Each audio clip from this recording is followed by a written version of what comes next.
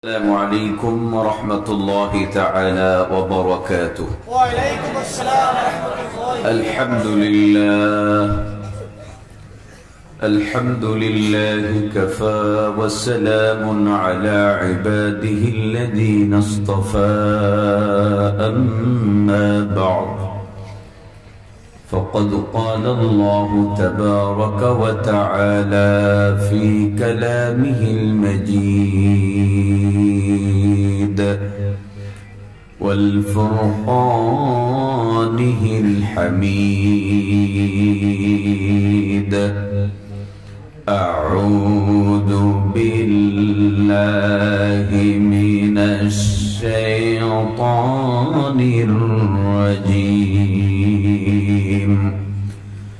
بسم الله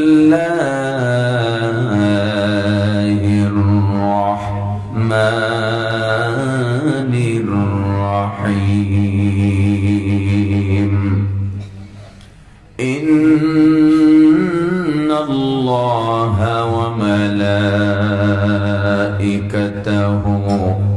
يصلون على النبي يا أيها الذين آمنوا صلوا عليه وسلموا تسليما. اللهم صل على محمد وعلى آل محمد كما صليت على إبراهيم وعلى آل إبراهيم إنك حميد مجيد. اللهم بارك على محمد وعلى آل محمد كما باركت على إبراهيم وعلى آل إبراهيم إنك حميد مجيد.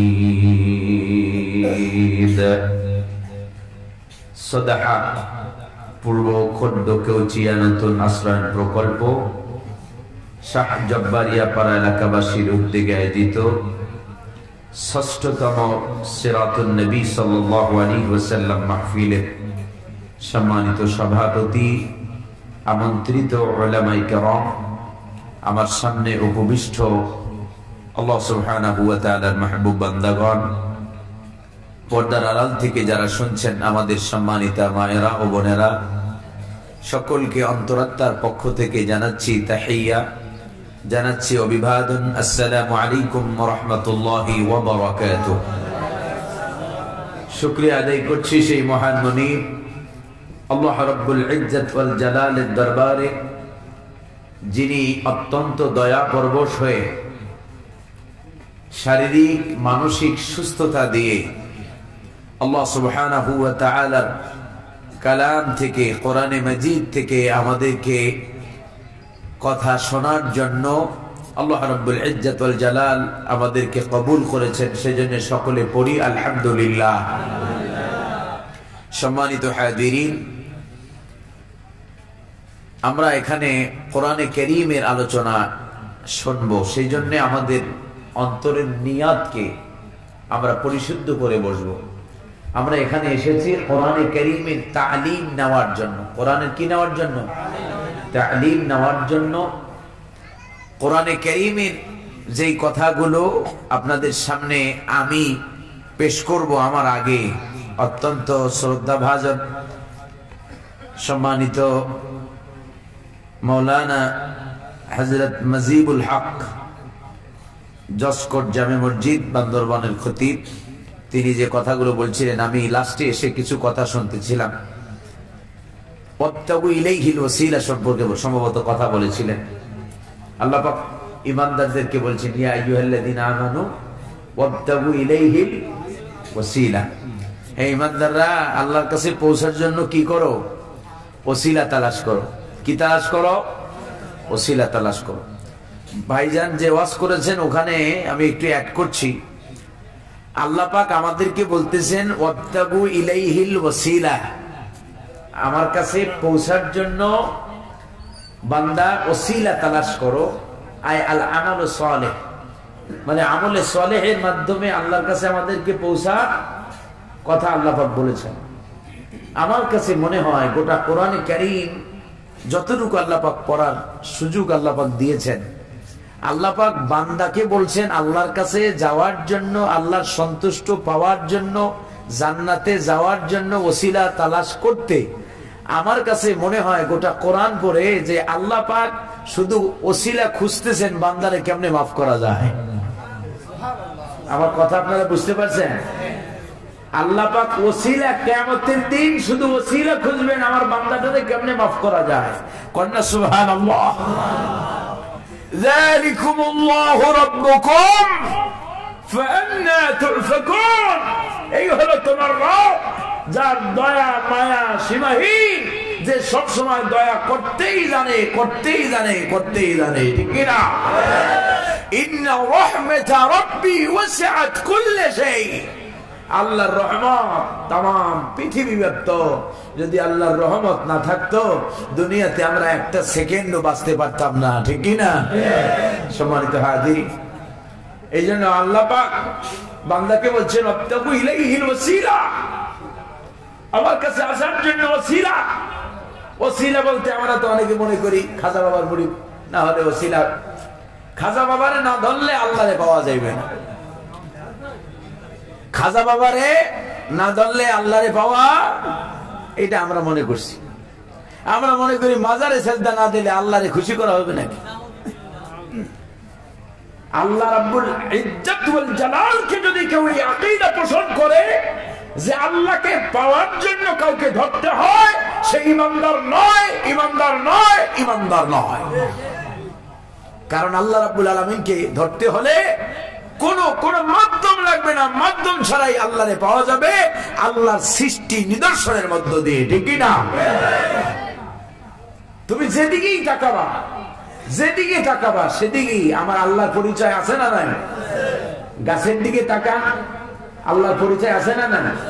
পাহাড়ের দিকে তাকান, আল্লাহর পরিচয় আছে না নাই? আর নিজের দিকে তাকাও, মিম্মা খলাক, কি থেকে তোমারে তৈরি করছি তাকাও, চিন্তা করো, গবেষণা করো, তাহলে আমি আল্লাহরে তুমি পেয়ে যাবে। ঠিক কি না?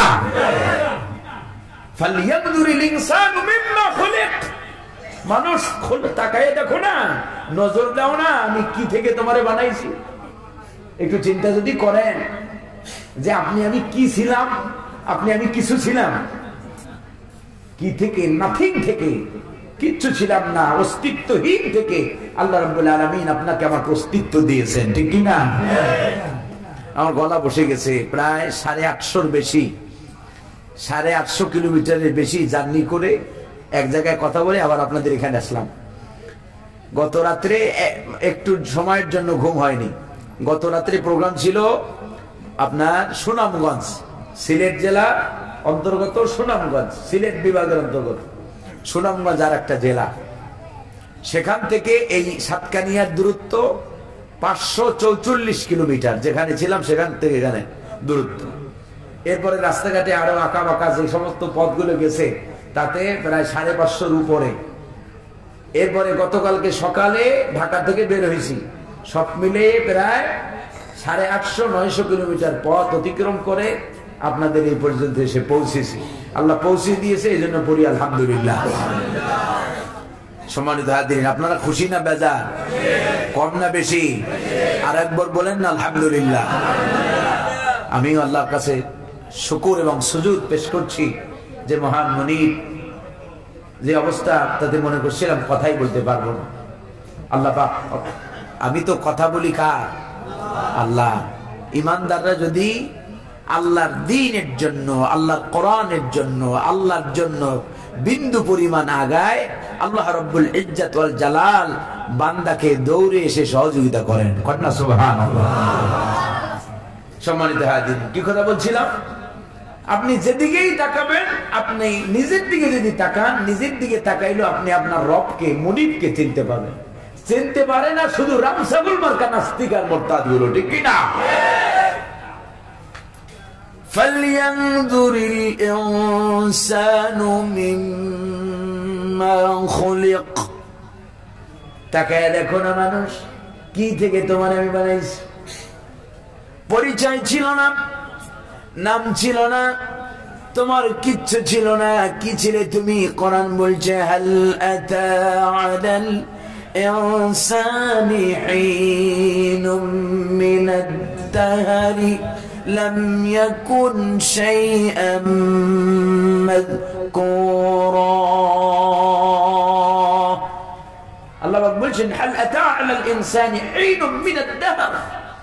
ও মানুষ, তোমার জীবনে কি এমন একটা সময় অতিবাহিত হয় নাই যখন তুমি উল্লেখযোগ্য কোন বস্তু হিসেবে পরিগণিত হতে না?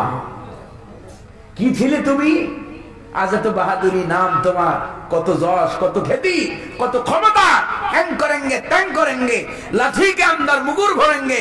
ক্ষমতার যারায় কিচ্ছু দেখতে পাও না, শুধু সামনে সব সব শুধু আলো আর আলো দেখো, সব ভুলে গেছো। কি ছিলে তুমি? কিচ্ছু ছিলে না। যা ছিলে তা মানুষের শরীর থেকে নির্গত হলে তার উপরে গোসল ফরজ হয়ে যায়, ঠিক কিনা?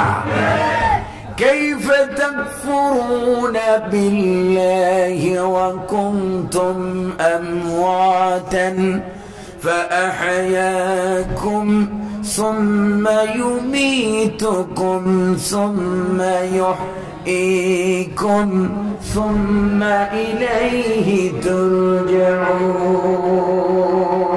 আল্লাহু আকবার।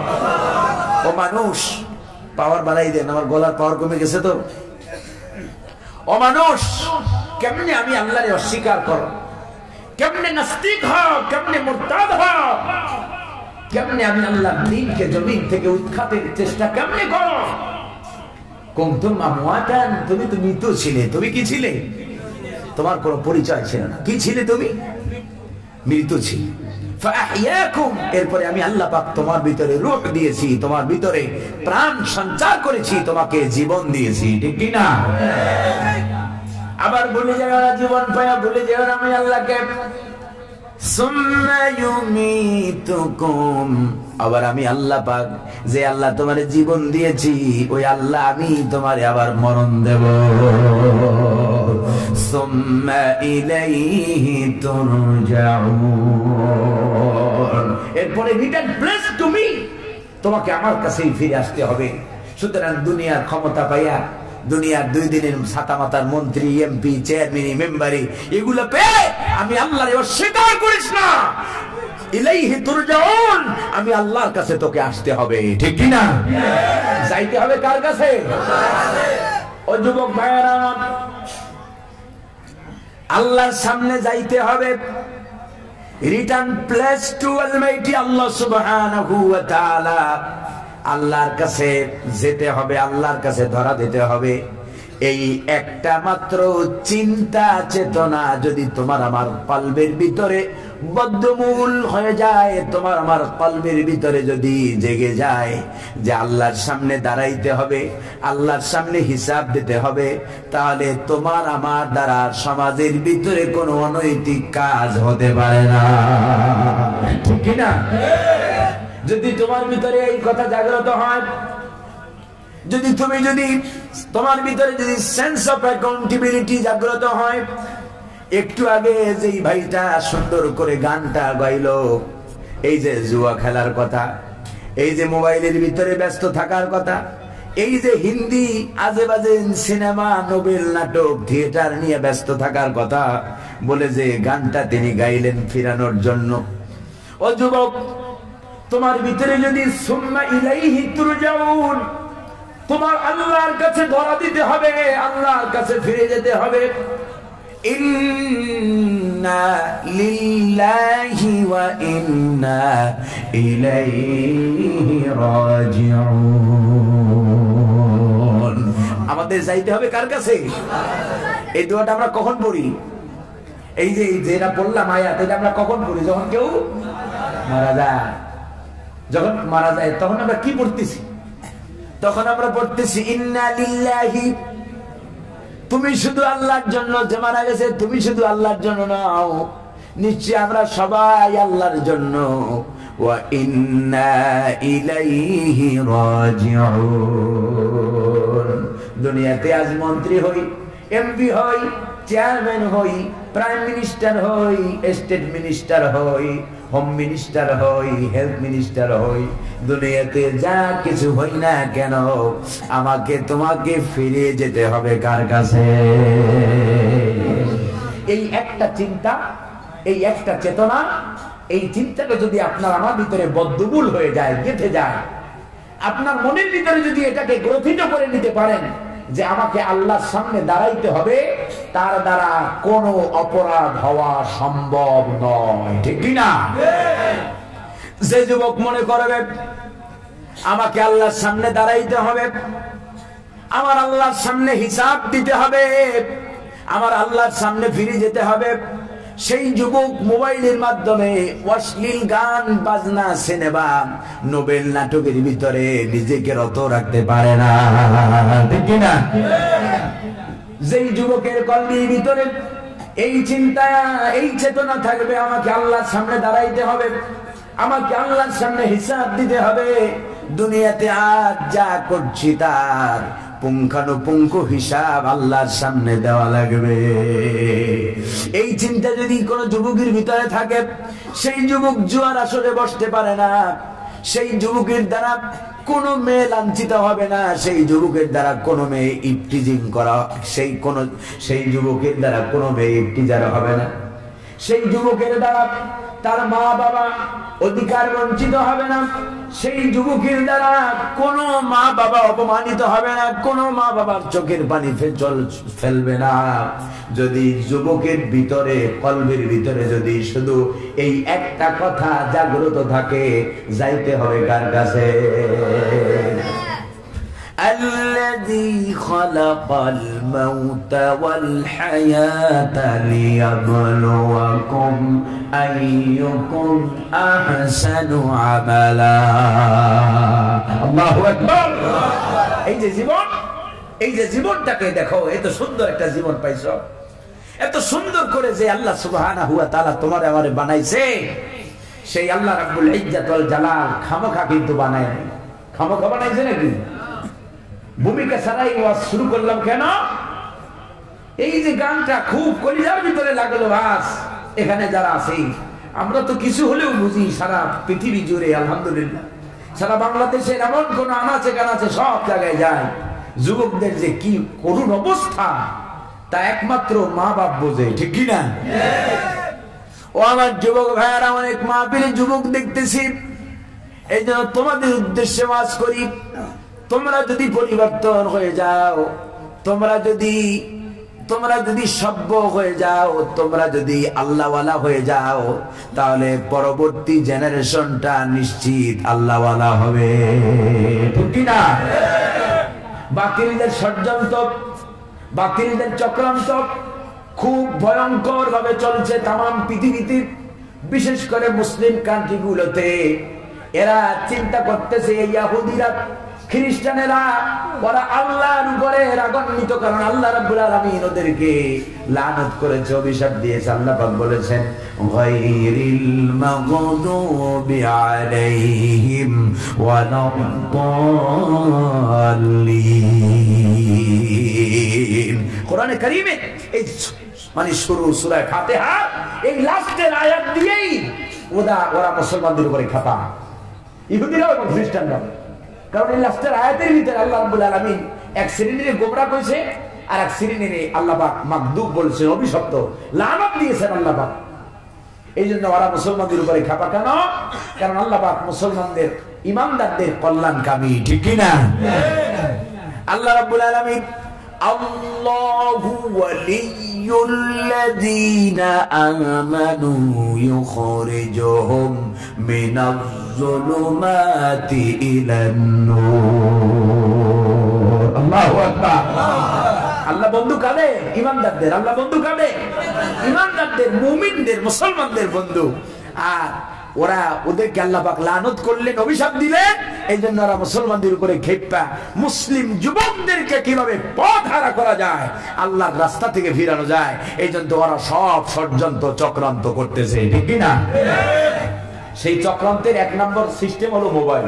1 নম্বর সিস্টেম কি? মোবাইল। যুবকগুলোর চেহারার দিকে তাকাইলে মনে হয় না মুসলমানের বাচ্চা, মুসলমানের সন্তান। এই পরিচয় মুসলমানের চেহারার দিকে তাকাইলে এখন আর পাওয়া যায় না। ওর চেহারা নূর, আলো, জ্যোতি সব মোবাইলের মতো, মোবাইলের মতো। এই মোবাইল নামক বউ লয়ে গেছে। মোবাইল এখন বউয়ের জায়গা দখল করছে। বউরে অত মহব্বত করে না যত মহব্বত মোবাইলে করে, ঠিক কি না? সম্মানিত হাজিরিন, বলে মোবাইলের মাধ্যমে কেমনে এটা তোমরা, আমি যে কি বুঝাইতে চাইছি এটা যুবকরা আমি মুখ দিয়ে বের করার আগে তোমরা বুঝে গেছো মোবাইলের মাধ্যমে কিভাবে তোমাদের ইমানকে কেড়ে নেওয়া হচ্ছে, ঠিক কি না? সুতরাং ও যুবক, ওয়াজের শুরুতেই তোমাদেরকে এই কথা বিনীতভাবে আরজ করছি, যাদের ইমান মুকাম্মিল নয়, যারা ইমানের শিক্ষায় পরিপূর্ণ, যারা ইমান কি জিনিস জানোই না, বোঝোই না, তারা আল্লাহর রাস্তে এই মোবাইলের ধারে কাছে যায়। মোবাইল তোমার সর্বনাশ করে দিচ্ছে। কেমনে? সারাক্ষণ মোবাইলের ভিতরে পড়ে আছো। আজ চিন্তা করা যায় আমাদের যুব সমাজটা কতটা চারিত্রিক, কত পদস্খলন তাদের হয়েছে। আজ যুবকগুলো সারাদিন মোবাইলের ভিতরে ব্যস্ত, ফেসবুকে, ইমুতে, মেসেঞ্জারে, ভাইবারে, ইউটিউবে, ওই যে বললো টিকটক নাকি ওই ধরনের অ্যাপসের ভিতরে সারাক্ষণ ব্যস্ত থাকে, গেমসের ভিতরে ব্যস্ত থাকে। কাফের আর মুশরিকরা চাচ্ছে তোমাকে, ওরা ব্যস্ত আছে, ওরা পৃথিবীতে ব্যস্ত থাকে ইনভেনশন নিয়ে, আবিষ্কার নিয়ে, নতুন নতুন তত্ত্ব নিয়ে ওরা ব্যস্ত থাকে। কিভাবে ওরা মহাকাশে যাবে, কিভাবে ওরা চাঁদে যাবে, কিভাবে ওরা বিভিন্ন গবেষণা কিভাবে করবে। আর মুসলমান তোমারে আমারে, তুমি আমি এত বোকা, তোমারে আমারে একটা 10,000 5,000 টাকার মোবাইল দিয়ে ওরা ব্যস্ত বানায় রাখছে, ঠিক কিনা? মুসলমান তুমি তো কোরআন পড়ো না, কোরআন বোঝো না, কোরআন জানো না, কোরআন জানার চেষ্টাও তোমার ভিতরে নাই। সব বাদ দিয়া তুমি ছুটছো ওই হেমিলিয়নের বংশীবাদক বাঁশি বাজায়া বাজায়া যেমন যাচ্ছে, আর গোটা জাতি যেন সমুদ্রে ডুবে মরার জন্য তার পিছনে ছুটছে, ঠিক কিনা?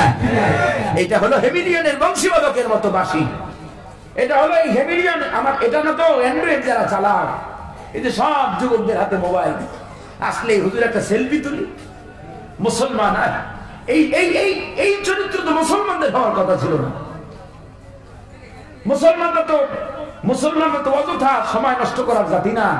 মুসলমানদের in every second of your life, তোমার জীবনের in every moment of your life, তোমার জীবনের প্রতিটি মুহূর্ত, প্রতিটি সেকেন্ড আল্লাহর কাছে কাউন্ট হচ্ছে, ঠিক কি না? কিয়ামতের ময়দানে একটা সেকেন্ড যদি আল্লাহর গোলামি বাদ দিয়ে অন্য জায়গায় খাটাইছো, কিয়ামতের ময়দানে জবাব দিয়া তারপরে হয় জান্নাত নালে জাহান্নাম, ঠিক কি না? সুতরাং যুবক, বিবেক তোমার আছে, বিচার বুদ্ধি তোমার আছে, তুমি চিন্তা করো তোমার সময়টা কি তুমি মোবাইলের পিছনে খাটাবা নাকি দ্বীন ইসলামের পিছনে, ইমানের পিছনে, কোরআনের পিছনে মেহনতে খাটাবা, ঠিক কি না? সম্মানিত হাজিরিন, এই জন্য আমাদের এগুলো থেকে বেঁচে থাকতে হবে। আমরা যতটা সময় নষ্ট করি মোবাইলের ভিতরে, যুবকরা ইমান কেমনে চুরি হচ্ছে। তুমি মনে করতেছ তোমার মোবাইলের ভিতরে ছবি দেখতেছ, নোবেল, নাটক, সিনেমা, এরপরে মোবাইলে আরো হাবিজাবি যা আছে সব দেখতেছ। দুনিয়াতে নিজের জাহান্নামটা নিজে কামাই করে নিতেছ। তোমার যে বাপ তোমার কষ্ট করা অর্থ দিয়া, তার কষ্ট উপার্জিত টাকা দিয়া যেই বাপ যেই মা সন্তানের হাতে মোবাইল ধরাই দিলেন, আমি বলি মোবাইল ধরাইলেন না, মনে হয় যেন জাহান্নাম ধরাই দিলেন হাতে। আমার কথা কি আপনাদের খারাপ লাগতেছে খুব?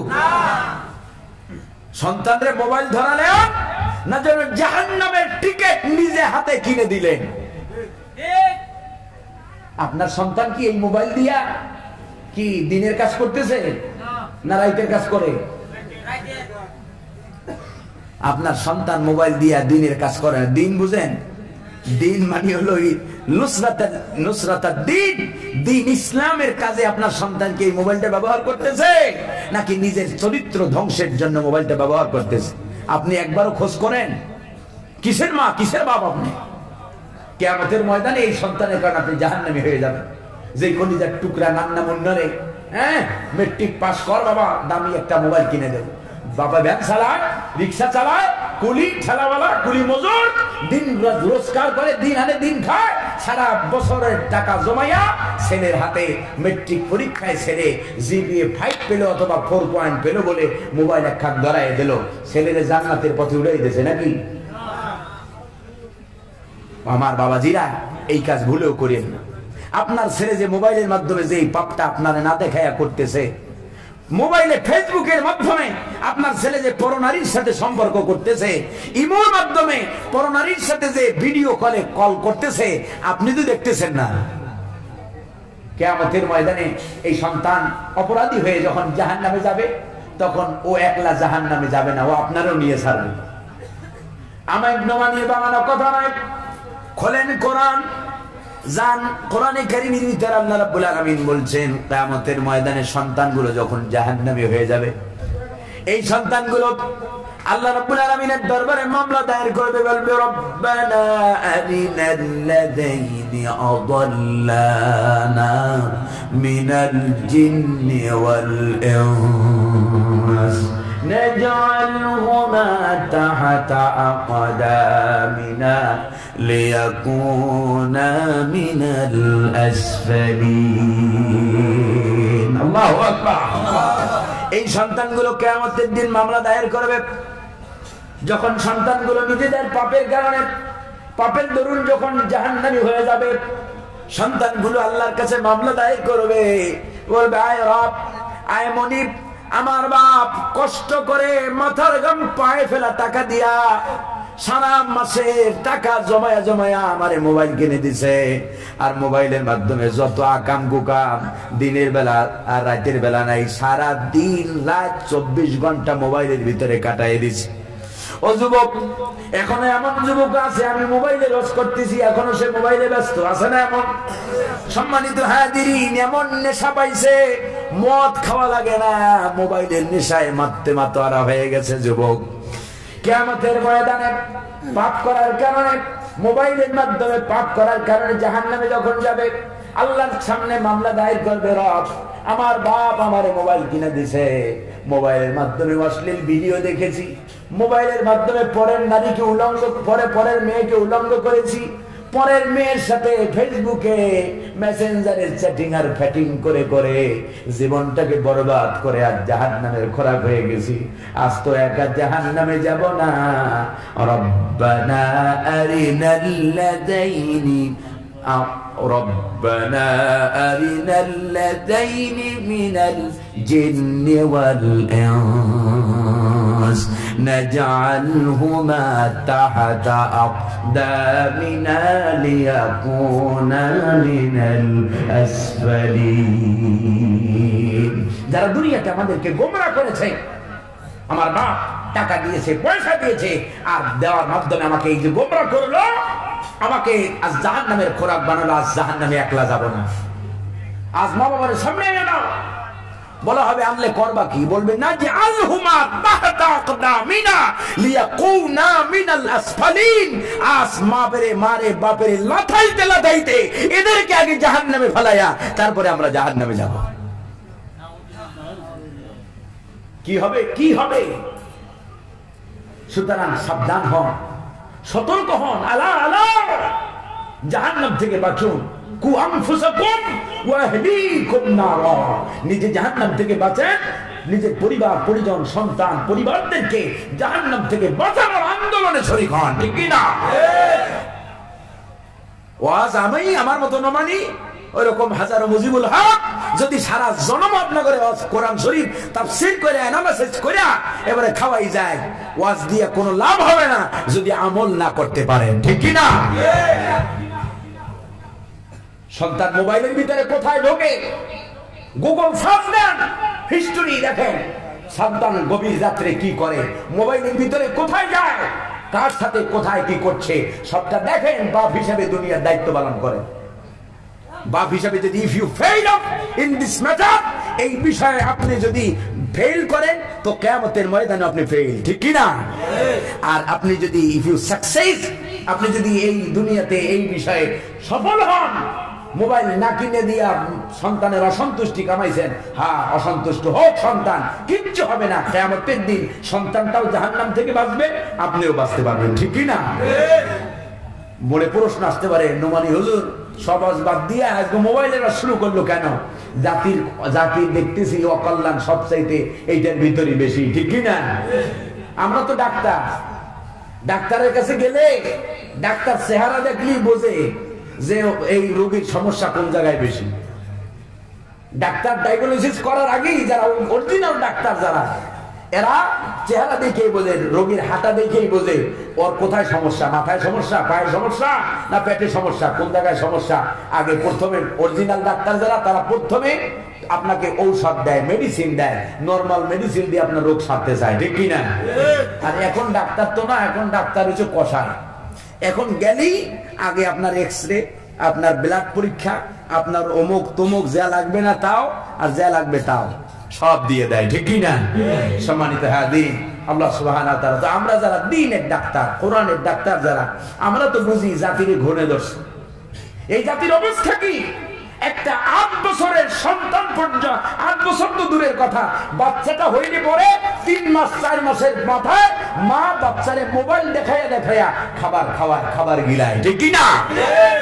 মোবাইলের ভিতরে কি শিখাচ্ছেন আপনি?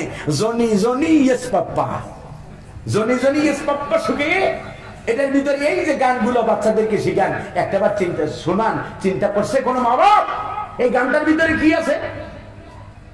ওর বাপ ও গোসল করতেছে, পানি বেশি খরচ করতেছে, ওর বাপরে জিজ্ঞেস কি তুমি কি পানি বেশি করতেছো? বলতেছে নো নো, ঠিক কি না? হ্যাঁ, ও সুগার খাইতেছে, মিষ্টি খাইতেছে, বলতেছে তুমি কি মিষ্টি খাইতেছ? ও মিষ্টি খাইতেছে আর নিজে বলতেছে নো নো। তার মানে আপনার বাচ্চাকে শিখাচ্ছেন কি আপনি? আপনার বাচ্চা করবে একটা, কইবে আপনার কাছে আর একটা। স্কুলে যাইয়া, কলেজে যাইয়া, পড়ার নামে, কোচিং এর নামে যাইয়া করবে প্রেম, আইসা করবে স্যারের কাছে পড়ে আসছি, ঠিক কি না? কারণ ট্রেনিং তো হওয়ার পরেই দিয়ে দিচ্ছেন আপনি। যুবক আমার বাবাজিরা, এই জন্য সাবধান হন, আমাদের ইমান কিন্তু চুরি হয়ে যাইতেছে, আমাদের ইমান শেষ হয়ে যাইতেছে, সব শেষ করে দিতেছে। কি আলেম, কি তালিবে ইলম, কি মাদ্রাসা, কি স্কুল, কি ইউনিভার্সিটি, কি যুবক, কি বিদ্যা, আবাল মনিদা সব গোষ্ঠী সন্ধ্যা সব এই মোবাইল জাহান্নামের খোরাক বানাই দিতেছে, ঠিক কি না? মাঝে মাঝে অবাক হয়ে যায় আমি, টেস্ট করার জন্য যে বেশি ছবি সাজে ওর মোবাইলটা হাতে নিয়ে হিস্টোরিতে ক্লিক করে দেই, তোমার ছবি আসলে তোমার বাস্তব চেহারা আর তোমার মোবাইলের চেহারা কি বলে। অবাক হয়ে যায়। সম্মানিত হাজির, আল্লাহ রাব্বুল ইজ্জত ওয়াল জালাল গোটা জাতির জন্য এগুলো মরণ ব্যাধি। এগুলো কি ব্যাধি? মরণ ব্যাধি। এগুলো থেকে যদি বাঁচতে না পারেন, ওয়াল্লাহি তাল্লাহি বিল্লাহি ওয়াল্লাহি রাব্বিল কাবা, কাবার মালিকের কসম করে বলি, আমারে যে মনিব বানাইছে তার কসম করে বলি, আল্লাহর কসম করে বলি, যদি এগুলোর হাত থেকে বাঁচতে না পারেন, আপনার আমার ঈমান ঠিকানো যাবে না। 24 ঘন্টায় জেনার ভিতরে লিপ্ত। যখন আযানি ইজা জানা, জেনাকারী যখন জেনা করে তখন তার ভিতরে ঈমান থাকে না। ওলামায়ে কেরাম আছে, জেনাকারী যখন জেনা করে তখন তার ভিতরে কি থাকে না? ঈমান থাকে না। তো আপনার যুবক ছেলেটা চিন্তা করে, জেনা কি খালি পুরুষ আর নারীতে হয়? এখন জেনা চলে গেছে মোবাইলে আঙ্গুলের টিপে। কোথায় চলে গেছে? আঙ্গুলের টিপ। সম্মানিত হাজিরিন, জেনাল আইনি আন নাযার, রাসূলুল্লাহ বলেছেন চোখের জেনা আছে কি? বদ দৃষ্টি দেওয়া। মেয়ে মানুষ হাইটে যাচ্ছে, আপনি খারাপ দৃষ্টিতে, কুদৃষ্টিতে তাকিয়ে আছেন। যে নারী, যার সাথে একটু আগে বলেছিলাম, আল্লাহ পাক বলছেন কুল্লিল মুমিনিনা ইয়াগুদ্দু মিন আবসারিহিম, দৃষ্টিকে অবনত করার কথা।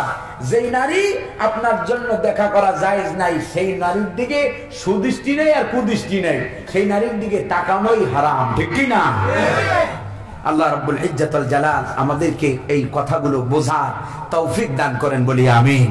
যদি আমার একটা যুবক ভাইও শুধরে যায়, তাহলে এই মাহফিলের আয়োজন যারা এত কষ্ট করে, খুব কষ্টের মানুষ, এখানের মানুষ আমি শুনতে পেরেছি, এই এত কষ্ট করে, অর্থ ব্যয় করে, এত সুন্দর বিউটিফুল ডেকোরেশন করে, এত সুন্দর মাহফিলের আয়োজন যারা করেছেন, তাদের টাকাগুলো কিয়ামতের দিন নাজাতের উসিলা হবে, ঠিক কি না? একটা যুবক যদি শুধরে যায়, ও যুবক, তোমরাও যুবক, আমরাও যুবক, ও যুবক, তোমার যৌবনকে তুমি মোবাইলের পিছনে নষ্ট করে দিও না। তোমার যৌবনটা আরেকটা মেয়ে তোমার কাছে দেওয়া আমানত, ঠিক কি না? ও যুবতী বোন, তোমার যৌবনটাকে তুমি মোবাইলে নষ্ট করে দিও না। তোমার এই যৌবনটা তোমার নয়, আর একটা ভাইয়ের আমানত তোমার কাছে, ঠিক কি না? ও স্বামী, স্ত্রীর অগোচরে নিজের যৌবনকে নষ্ট করে দিও না, কারণ তোমার এই যৌবনটা তোমার স্ত্রীর আমানত, ঠিক কি না? সম্মানিত হাজির, এই কথাগুলো আমরা বুঝি না, এই ওয়াজগুলো হয় না, সব হয় মানে আমাদের অভ্যাস হলো আমরা তালে বলে কোন রকম পেছাইয়া পেছাইয়া কিছু একটা বুঝাই দিয়ে যাইতে পারলেই, মোটা অঙ্কের একখান হাতিয়ে লয়ে যাইতে পারলি আমরা বাইছে যায় না। জাতির যে সমস্যা, যখন যে সমস্যা আসবে, কোরআনে কারীম ইসলাম মুকাম্মিল নিজামে হায়াত। কোরআনে কারীম আল্লাহ পাক বলছেন, মা ফাররাতনা ফিল কিতাবি মিন শাই। কোরআন এমন একটি কিতাব যার ভিতরে আল্লাহ পাক কোনো কিছু বাদ দেয় নাই। যে সমস্যা ছিল, যে সমস্যা আছে, যে সমস্যা আসবে, সব সমস্যার সমাধান দিতে পারে একমাত্র কোরআন, ঠিক কি না? দুনিয়াতে আর অন্য কেউ কোন সমস্যার সমাধান করতে পারবে না, কেবলমাত্র কোরআনের শিক্ষাই সকল সমস্যার সমাধান দিতে পারে, ঠিক কি না? এই জন্য আমাদেরকে আমি 3টা মিনিট আরজ করছি, 3টা কথা। 1 নম্বরে, শুধু ওয়াজ শুনবেন না, কোরআনে কারীম শিক্ষা করা এটা আমাদের উপরে নফল না সুন্নাত? কোরআনে কারীম শিক্ষা করা কি নফল না সুন্নাত? জোরে আওয়াজ হবে, শুধু কি ফরজ? কোরআনে কারীম শিক্ষা করা শুধু ফরজ? ফরজে আইন, ফরজে না যদি না শেখো তো মুসলমানের ভিতরে পড়িস না। কোন সাহাবায়ে কেরাম এমন ছিলেন না যারা ইসলাম কবুল করেছেন আর আল্লাহর কোরআন শেখেন নাই। এই জন্য কোরআন শেখার জন্য নিজেদেরকে আপ্রাণ চেষ্টা করতে হবে, কোরআন শিখতে হবে। মুহাম্মদ সাল্লাল্লাহু আলাইহি সাল্লামের উপরে আল্লাহ পাক প্রথম ওহী কিন্তু এই বলে পাঠান নাই, সল্লি, নামাজ পড়ো, সুম, রোজা রাখো, আদ্দিস যাকাত দাও। মুহাম্মদ সাল্লাল্লাহু আলাইহি সাল্লামের উপরে প্রথম ওহী এসেছে, ইকরা, পড়ো, জানো, ঠিক কি না? জানতে হবে, আগে কি করতে হবে? জানতে হবে। কি জানতে হবে? কোরআন। কি জানতে হবে? কোরআন। এজন্য কোরআনে কারীম শিক্ষা করা প্রতিটি মুসলমান নর এবং নারীর উপরে জীবনের প্রথম 1 নম্বর ফরজ, ঠিক কি না? সন্তান হলে পরে সন্তানকে কোরআন শিখানোটা এটা পিতামাতার উপরে ফরজ দায়িত্ব, ঠিক কি না? জরুরি ফরজ। 2 নম্বরে, এই যে কোরআন শিক্ষা করা যে ফরজ, দলিল কি? আল্লাহ রাব্বুল ইজ্জত ওয়াল জালাল কোরআনে কারীমের ভিতরে বলছেন, আল্লাযীনা আতাইনাহুমুল কিতাবা ইয়াতলুনাহু হাক্কা তিলাওয়াতি। আমি যাদেরকে কোরআন দিয়েছি, আমি যাদেরকে কিতাব দিয়েছি, যারা মুসলমান কোরআন ওয়ালা বলে নিজেদেরকে দাবি করে, তাদের 1 নম্বর দায়িত্ব হলো এই কোরআনকে তারা সহি শুদ্ধ করে এই কোরআন তারা শিখবে। কোরআনের প্রতি মুসলমানদের 1 নম্বর দায়িত্ব হলো কোরআন মুসলমানদের সহি শুদ্ধ করে তেলাওয়াত শিখতে হবে, 1 নম্বর কাজ। ওয়াজ শুনলে হবে না, ওয়াজ বাস্তব জীবনে সেট করতে হবে। 2 নম্বর দায়িত্ব, কোরআনে কারীমকে রব্বুল আলামিন শুধুমাত্র আপনি মইরা যাবেন সগীরা খতম পড়ানোর জন্য কোরআন আল্লাহ পাক দেয় নাই। কোরআনে কারীমকে আল্লাহ রাব্বুল আলামিন শুধুমাত্র আপনার আব্বা আম্মা মইরা যাবে, মাদ্রাসা থেকে তালেবে ইলম ডেকে এনে খতম পড়াবেন। ওয়াল্লাহি তাল্লাহি বিল্লাহি কোন মৃত মানুষকে জান্নাতে নেওয়ার জন্য কোরআন আসে নাই, ঠিক কি না? কোরআনে কারীমকে আল্লাহ রাব্বুল আলামিন জীবিত মানুষকে জান্নাতে নেওয়ার জন্য ফরজ আল্লাহ রাব্বুল আলামিন কোরআনে কারীম নাযিল করেছেন। আল্লাহ রাব্বুল আলামিন বলছেন, লিতুখরিজান নাসা মিনাজ যুলুমাতি ইলান নূর। এই কোরআন আমি দিয়েছি এই জন্য যাতে অন্ধকার থেকে আলোর দিকে তোমার জাতিকে তুমি বের করতে পারো। অন্ধকার থেকে, অজ্ঞতা থেকে মূর্খতা থেকে বাঁচানোর জন্য আল্লাহ পাক দিয়েছেন কোরআন। এই জন্য 2 নম্বর দায়িত্ব হবে কোরআনে কারীম শুধু পড়লে হবে না, কোরআনে কারীম 2 নম্বর দায়িত্ব বুঝতে হবে। কোরআন কি করতে হবে? বুঝতে হবে। কোরআন শিক্ষা করাটা যেমন ফরজ, কোরআন বোঝাটাও ঠিক তেমনি ফরজ। বলে কোরআন বোঝাটা শুধু আলেমদের উপরে ফরজ না, কোরআনে কারীমের বিশেষজ্ঞ স্পেশালিস্ট মাহের আলেম ফকিহ এটা হওয়াটা সকলের উপরে ফরজ নয়, এটা হওয়া ফরজে কিফায়া। কিন্তু কোরআনে কারীম বোঝা প্রতিটি মুসলমানের উপরে আল্লাহ রাব্বুল আলামিনের দেওয়া ফরজ বিধান। ঠিক কি না? আমার কথা আপনারা বুঝতেছেন তো? কথা খারাপ লাগতেছে আপনাদের নাকি গল্প গুজব করলে ভালো লাগতো? সম্মানিত হাজিরিন, গল্প করে তো কল্যাণ আসবে না। কোরআন যাদের ভালো লাগে না, আমি কি একটা কথাও নিজের থেকে বলতেছি?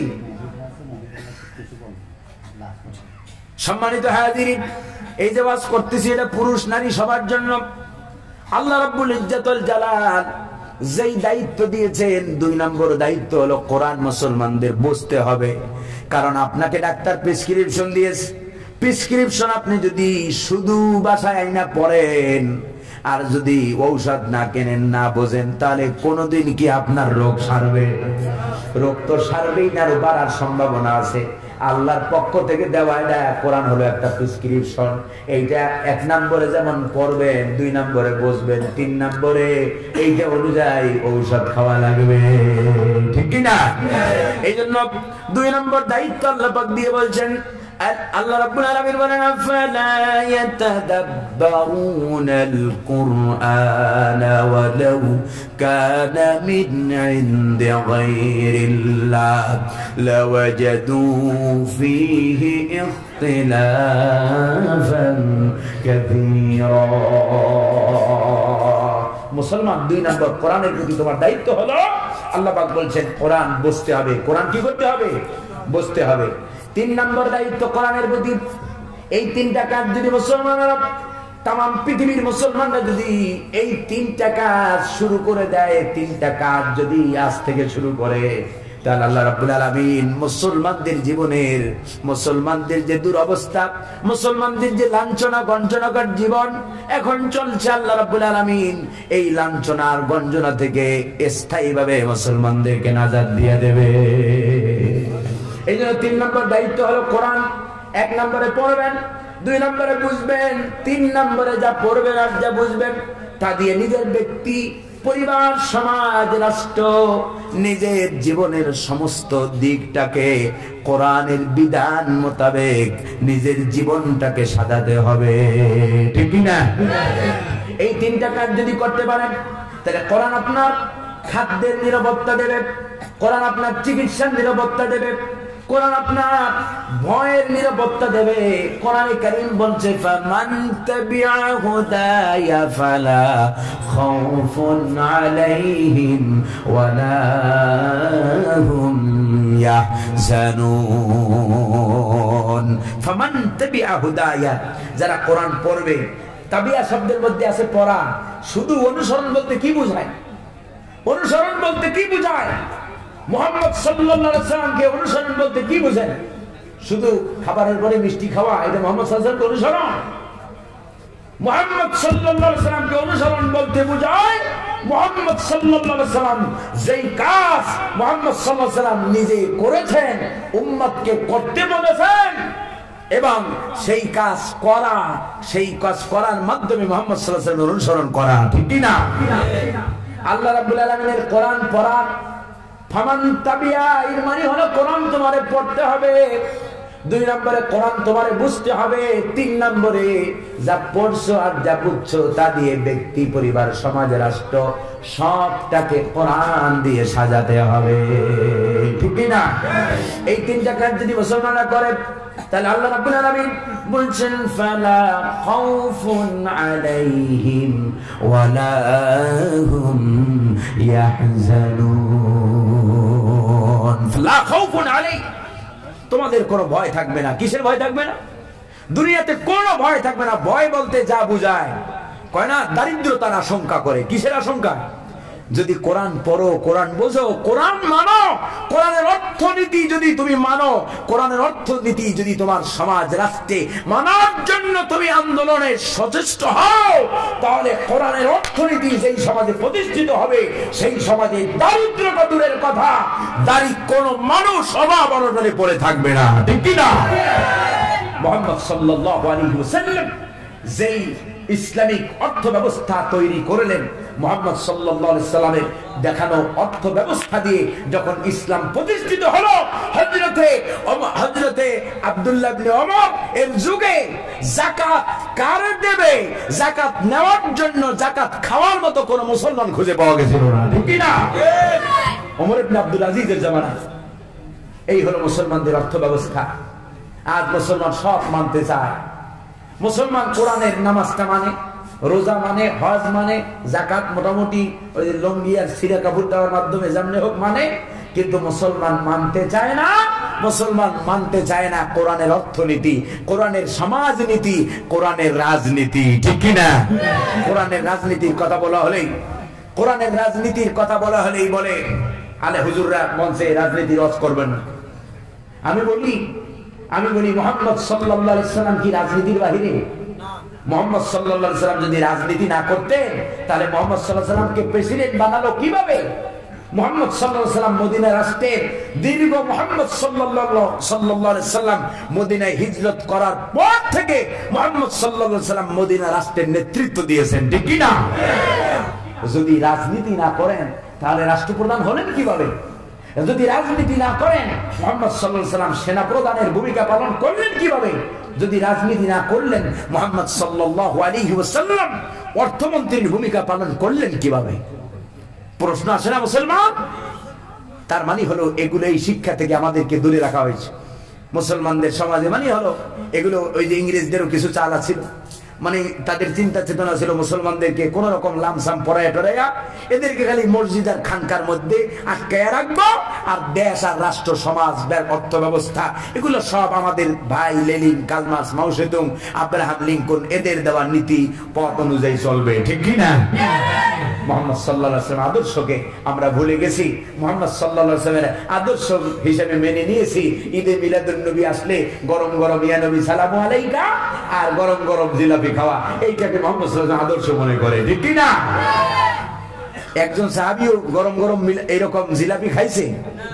দেখাতে পারবেন? হযরত আবু বকর সিদ্দিক রাদিয়াল্লাহু তাআলা মুহাম্মদ সাল্লাল্লাহু আলাইহি ওয়াসাল্লামের পরে 2.5 বছর খেলাফতের দায়িত্ব পালন করেছে।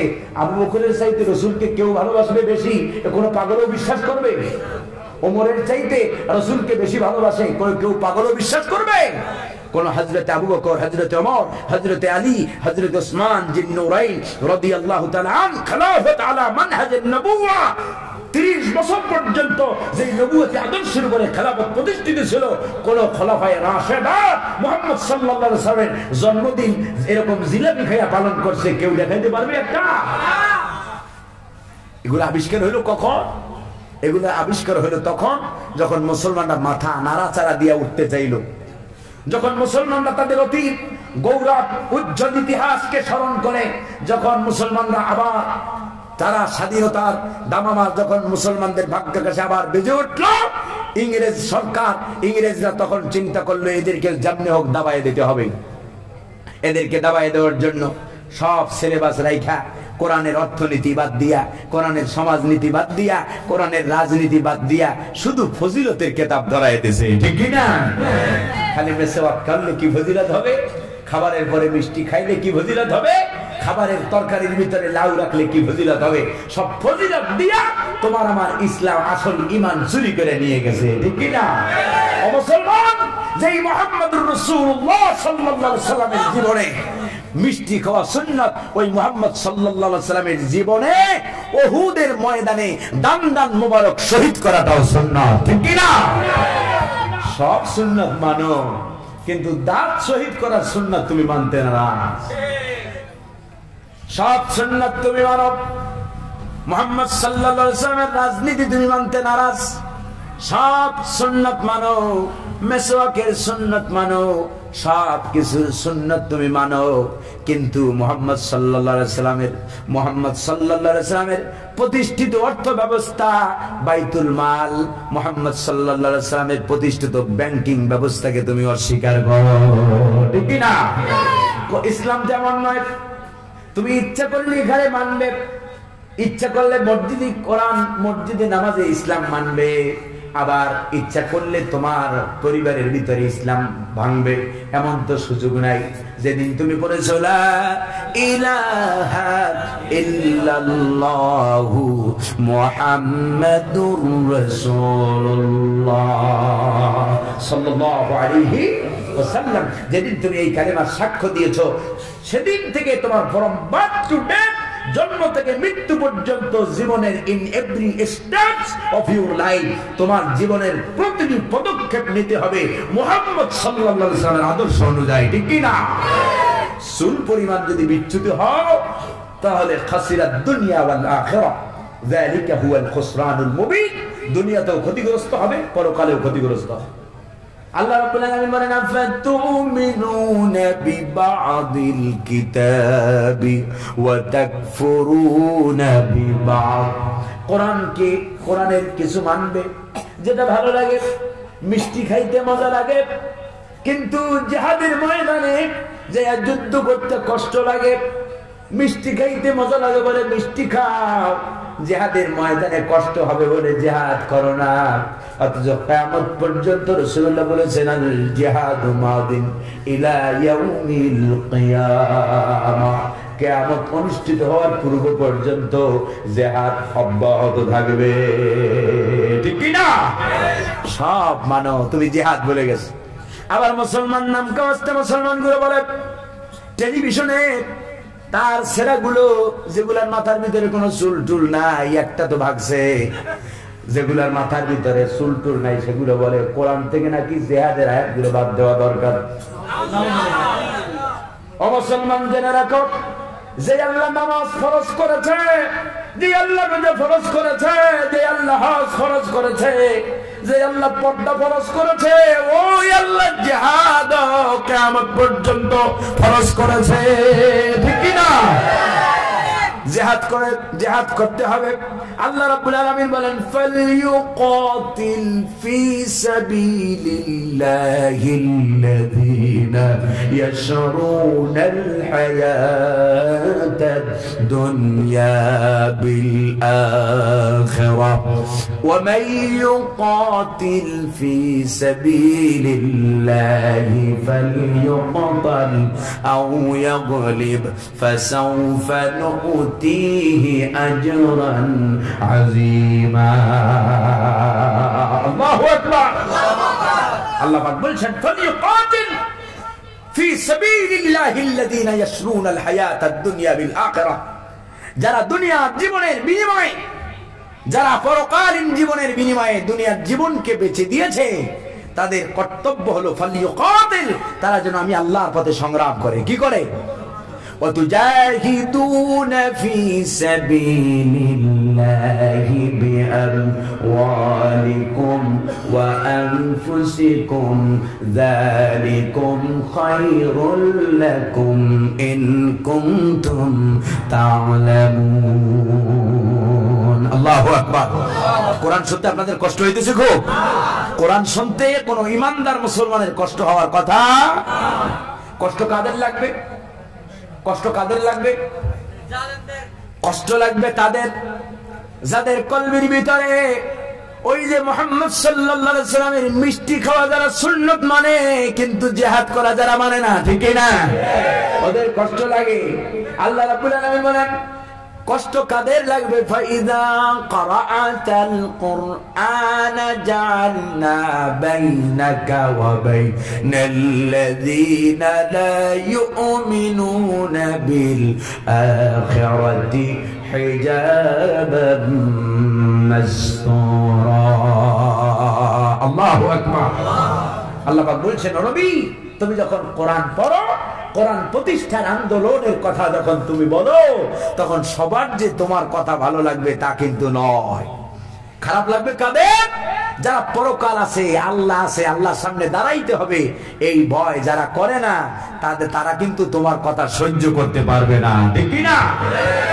তাদের মাঝে আর তোমার মাঝে আমি আল্লাহ পাক একটা হিজাব মাসতুরা, একটা আড়াল, একটা পর্দা তৈরি করে দেই, যার কারণে দুনিয়ার সব আর ভালো লাগে, কিন্তু শুধু ভালো লাগে না কোরআন, শুধু ভালো লাগে না ইসলাম, শুধু ভালো লাগে না আলেমদেরকে, ঠিক কি না?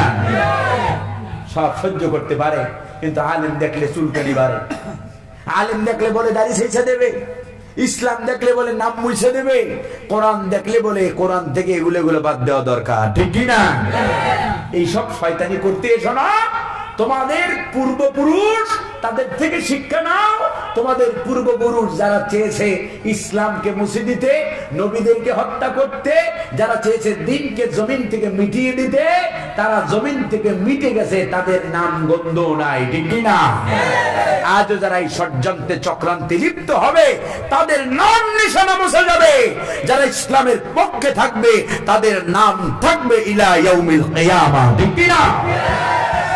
কিয়ামতের দিনও আল্লাহ রাব্বুল আলামিন তাদের নাম ধরে ধরে ডেকে বান্দাদেরকে জান্নাত দিয়ে দেবেন, ঠিক কি না?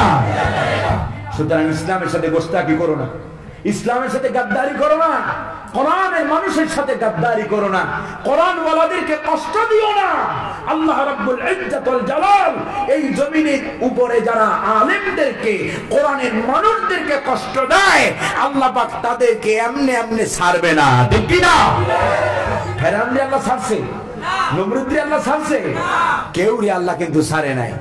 কিন্তু ইতিহাসের এটা বড় একটা শিক্ষা হলো এই, ইতিহাস থেকে কেউ শিক্ষা নেয় না, ইতিহাস থেকে কেউ শিক্ষা নেয় না। যদি নিত, ফেরাউন মুসা আলাইহিস সালামের বিরোধিতা করেছে, মুসা আলাইহিস সালামকে কত অত্যাচার নির্যাতন করেছে, এমন অত্যাচারের স্টিম রোলার চালিয়েছে মুসা আলাইহিস সালামের উপরে। নমরুদ অত্যাচারের স্টিম রোলার চালিয়েছে হযরত ইব্রাহিম আলাইহিস সালামের উপরে, এমনকি আগুনে পর্যন্ত ইব্রাহিমকে ফালিয়ে দিয়েছে, কিন্তু ইব্রাহিমের দিনকে কি মিটাইতে পারছে? পারেনি।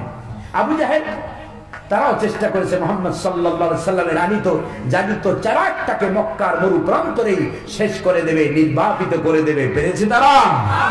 আল্লাহ পাক বলেন ইউরিদুনা লিইউতফিউ নূরাল্লাহি বিআফওয়াহিহিম ওয়াল্লাহু মুতিম্মু নূরিহি ওয়ালাউ কারিহাল কাফিরুন। আল্লাহু আকবার। আল্লাহ পাক বলেন ওরা চায় সামান্য একটা ফু দিয়া, ওরা চায় মনে হয় যেন একটা জনসভা করে, অমুক তমুক করে, অমুক মঞ্চ তমুক মঞ্চ কায়েম করে, ইসলাম মনে হয় এবারের জন্য শেষ করে দেবে, মিটাই দেবে, জনমের মতো আলেমদেরকে শেষ করে দেবে।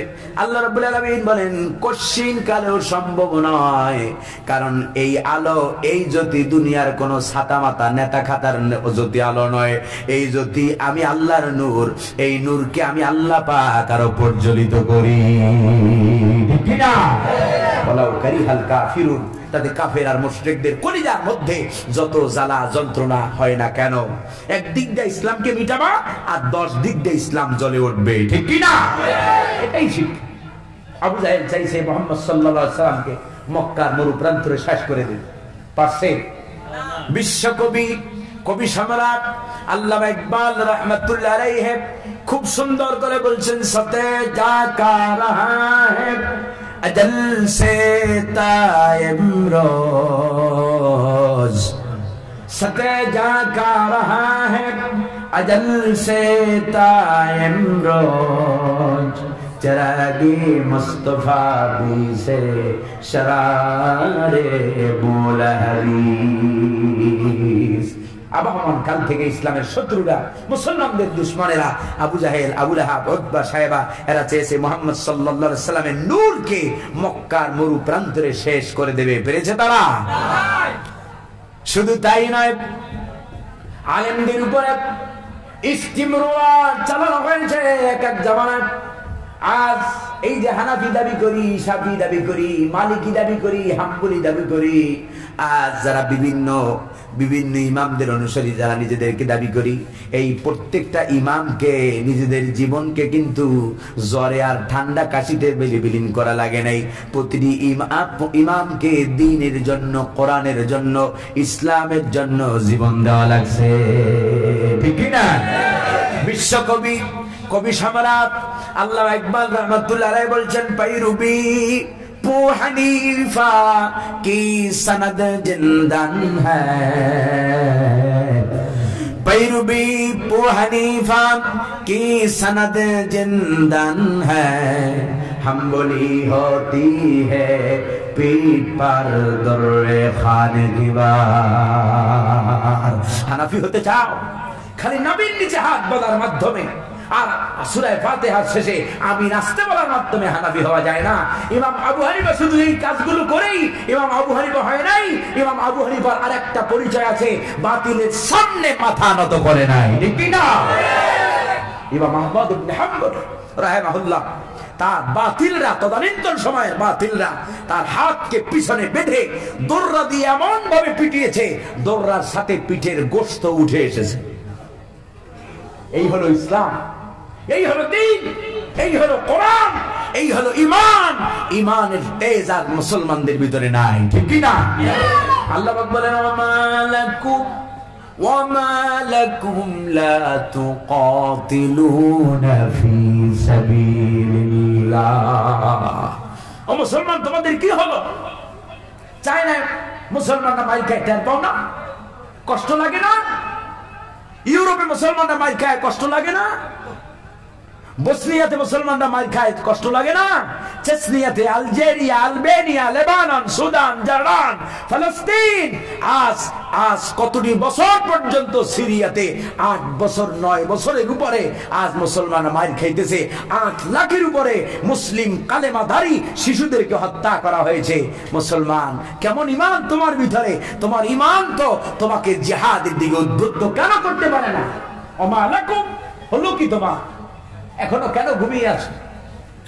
ওমা লাকুম লা তুকাতিলুনা ফি সাবিলিল্লাহ। কি হলো তোমাদের? কেন আল্লাহর রাস্তায় সংগ্রাম করো না? অথচ তোমাদের মধ্যে যারা দুর্বল, লা তুকাতিলুনা ফি সাবিলিল্লাহ, কেন আল্লাহর রাস্তায় সংগ্রাম করো না? অথচ তোমাদের মধ্যে দুর্বল আর দুর্বল পুরুষ নারীরা তারা ডাক দিয়ে দিয়ে আল্লাহর কাছে অভিযোগ করতেছে আর বলতেছে, রব্বানা আখরিজনা মিন হাযিহিল ক্বরিয়াতিজ যালিমি আহলুহা ওয়াজআল লানা মিন লাদুনকা ওয়ালিয়্যা ওয়াজআল লানা মিন লাদুনকা নাসীরা। আয় রব, আয় আমার মালিক, আমাদেরকে এই জালেমদের নগরী থেকে আমাদেরকে বের করে দাও, যেন অধিবাসীরা জালেম আর আমাদের জন্য তোমার পক্ষ থেকে একজন ওলি নাসিরা, ওলি, একজন ওলি অভিভাবক, একজন সাহায্যকারী সৈনিক আমাদের জন্য তুমি পাঠাও। সম্মানিত হাজিরিন, যে কথাটা মূল কথাটা উদ্দেশ্য হলো, আজ মুসলমানরা the main spirit of Islam, ইসলামের মূল শিক্ষা থেকে মুসলমানরা ছিটকে পড়েছে, দূর থেকে অনেক দূরে।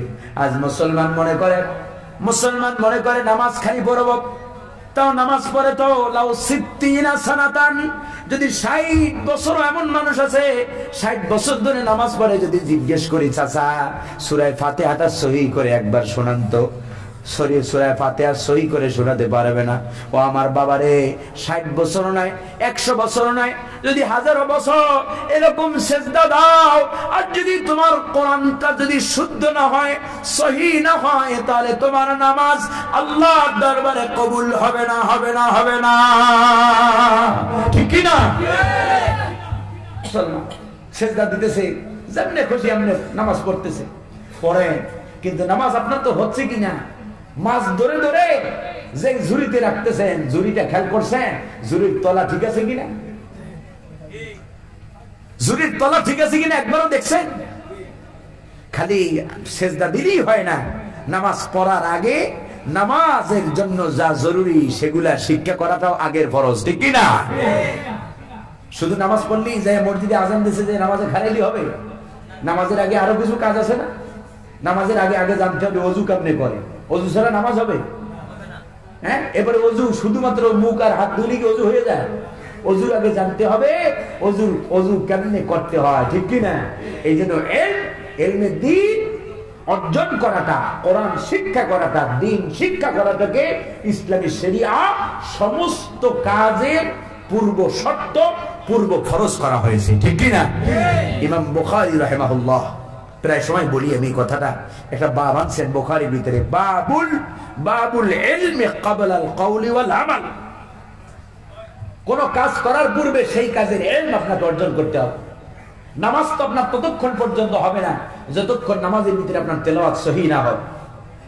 কয়জন আছেন নামাজের মধ্যে তেলাওয়াত সহি হবে? তেলাওয়াত সহি করার জন্য এক নম্বর আপনাকে কোরআনে কারীম সহি শুদ্ধ করে পড়তে হবে, ঠিক কি না? সম্মানিত হাজিরিন, তো সারা জীবন মুসলমান শুধু ভুল পথে চলছে, ভুল পথেই চলছে, যে যার মতো। ওয়াজ দিয়ে কোনো পরিবর্তন কেমনে হবে? কেমনে হবে? তোমার আমার দোয়া মনিবের কাছে পৌঁছবে কেমনে? ওয়াবতাগু ইলাইহিল ওয়াসিলা। তোমায় আমি ওয়াসিলা আল্লাহর কাছে দেব কি দিয়া? জীবনে যত আমল করলাম কোন আমল মনিবের কাছে পৌঁছছে কিনা তা একবার খোঁজ নিয়ে দেখছো তুমি? আল্লাহ রাব্বুল ইজ্জত ওয়াল জালাল এই জন্য আবারও বলতে চান, আমাদের কোন কোরআন শিক্ষার কোন বিকল্প নাই, বিকল্প নাই, বিকল্প নাই। মুহাম্মদ সাল্লাল্লাহু আলাইহি সাল্লামের এখানে আলেম ওলামা ইকরাম আছে।